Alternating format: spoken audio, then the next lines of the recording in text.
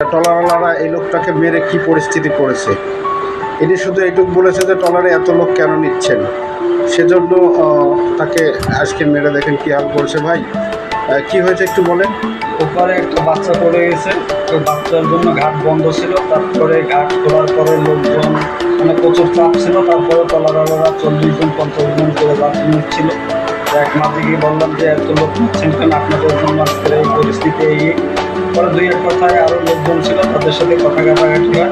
এক পর্যায়ে সবাই চলে যায়। পরে আমি ঘাট থেকে লাস্টে উঠি ট্রলারে।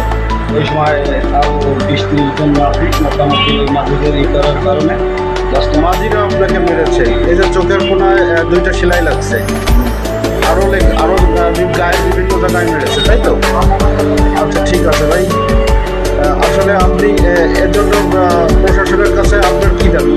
প্রশাসনের কাছে আমার কী দাবি যে তৃণমূল যারা আছে, প্রশাসন যারা আছে, তারা অবশ্যই ব্যবসা কাজ থাকে সেভাবেই ই করুক, যাতে যাত্রীরা আপনার সাথে যে খারাপ ব্যবহার হয়েছে তার একটা সুষ্ঠু বিচার চান। অবশ্যই সুষ্ঠু বিচার যেন সাধারণ জনগণও করে, প্রশাসনও করে। আর এছাড়া যেন মানুষের ভোগান্তি কম হয়, যেন সেইভাবে একটা প্রশাসন যেন সুস্থ বিচার করে। আচ্ছা ঠিক আছে, ধন্যবাদ।